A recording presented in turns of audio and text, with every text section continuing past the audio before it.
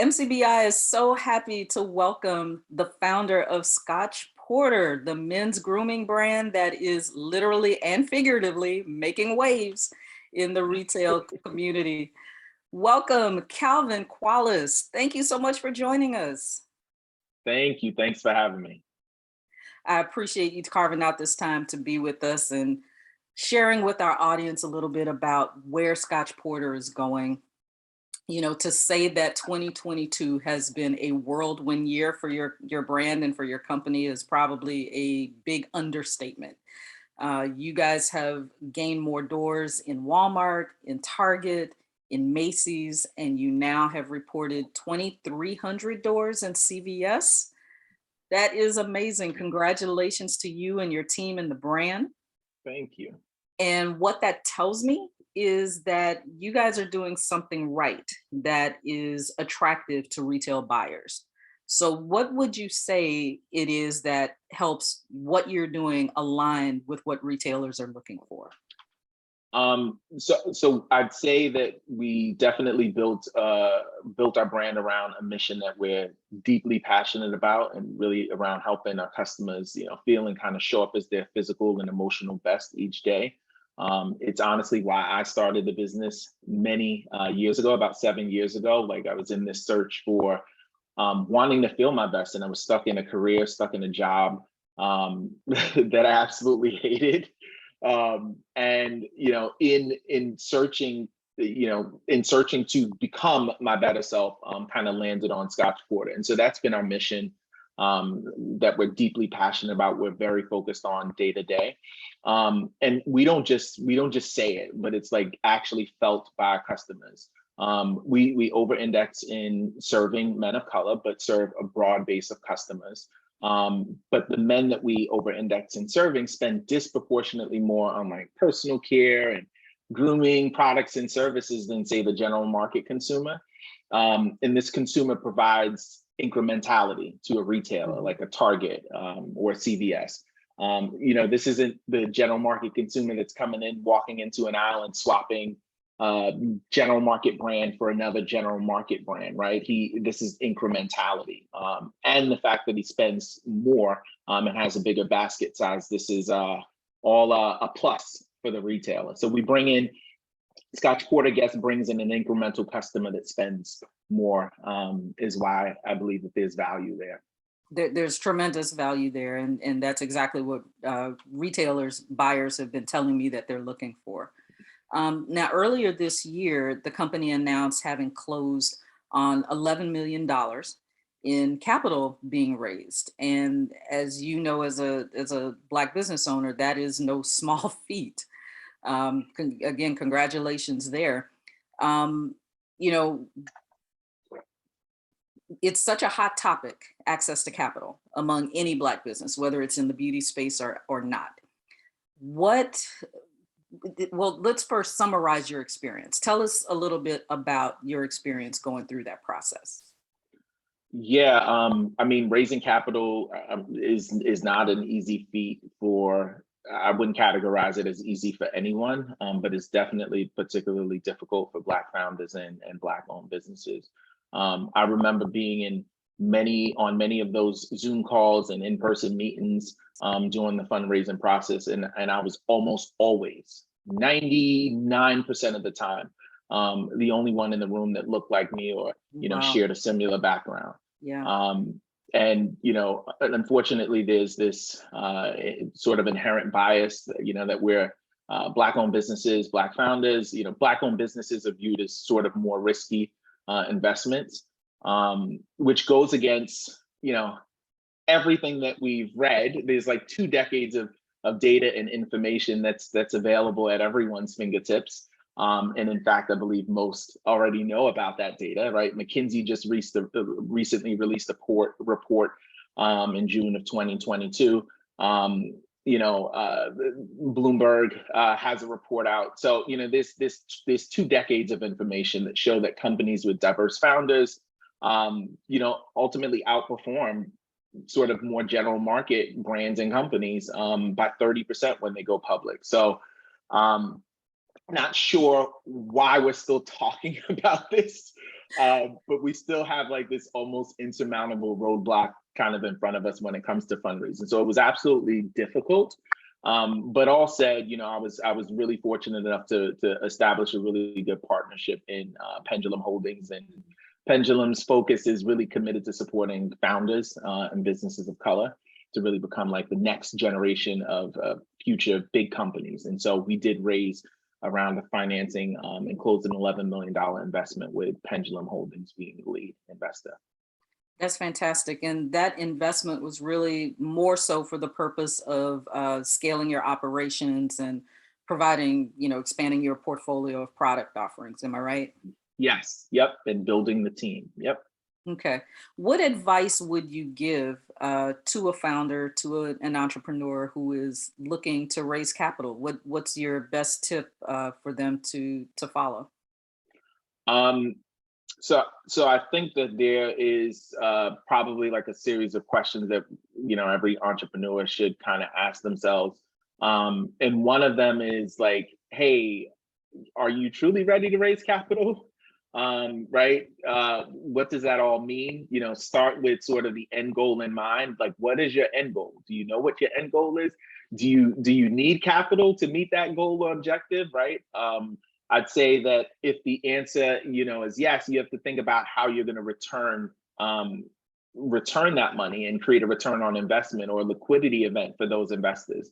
I'm always surprised when I speak with a founder who is interested in raising capital, hasn't really thought about what the end goal should be, and doesn't even really understand what an exit could or should look like. And you have to know that, because it's going to be incredibly difficult to raise money if you have no idea how you're going to return the money or what an exit is going to look like. What's the growth plan? Does the plan require a team that you're gonna need a team that can execute on the plan. You need to be thinking about strategically how you're going to build the business and how you're going to appropriately deploy the capital. You have to know how you're going to create a return. Also, I'd say a good question to ask yourself is, are you good with handling pressure? Because Yeah, with money, because it gets hot. it gets hot. Because with money coming from investors, there are growth expectations, right? They want to see a return on their money, and with that, money can come pressure. Are you okay with dealing with that pressure? Do you handle pressure well? Can you grow under pressure? Mhm. Is also important, because you're gonna be uncomfortable regularly. The other advice I'd have is, like, once you've built your plan and your pitch deck, and if you're raising a decent amount of money, to get some folks around you that can help you along the process. So I suggest either a really great bookkeeper or CFO, fractional CFO, that offers transactional services. Maybe they've helped other entrepreneurs in the past raise money.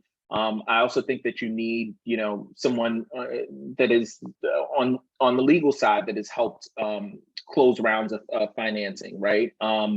And if money is tight, maybe you establish some sort of relationship where you pay them on the back end Yeah. after the round is closed and the check is cleared the bank. But you need to arm yourself with a finance person and a legal person that has done these sort of closings, that can help you create a process for fundraising. Process around deadline for term sheets, when to enter the market, how to engage with investors. And your counsel should be very, very familiar with all the legal covenants, and advise you on the covenants that might affect you as the founder. You want to have covenants in your agreements that are definitely favorable to you. And then the last thing is that you just need to make sure that your vision aligns, and that there's alignment, because this is like a marriage. You're in this for a while, and you need to also be crystal clear on what success looks like for your partner. What's the growth expectations? What does a successful exit look like? Really need to be aligned on the expectations for growth and what an exit looks like. Well, all amazing advice. Thank you for sharing that. And you talked about surrounding yourself with people, a good team, and making sure that you can handle the pressure. Well, apparently you have selected someone to lead the company that can handle the pressure. This summer, you announced a new president of the company. You have a former Henkel and L'Oreal executive at the helm now. Tell us a Mhm. little bit about what his expertise will bring to the company and to the brand, and what your role will be since he is in that chair. Yeah, so Christian Chopra, we bought on in June, and Christian is our president, and he oversees, all of our business operations and growth strategies, and works with the marketing and supply chain and sales to really create and execute on better business processes and systems to enable our growth. And then me as the founder and CEO of the brand, I provide the roadmap and vision, and set the overarching objectives. I'm still heavily involved in product development, and I manage investor relationships, and I keep a pulse and really in tune with our customers. A very customer centric, customer focused. Mhm. And then also our Scotch Porter Impact Fund is where I spend a lot of my time thinking about how we can optimize and create better value and be a better leader and be a better company, to our customers and the community. Great. Well, speaking of vision, where do you see the brand going over the next few years? It's hard to believe we're already at the end of 2022, going into a new year. What can we expect from Scotch Porter in terms of how it evolves, what type of products we may be seeing, and just kind of the general vision for the company over the next few years?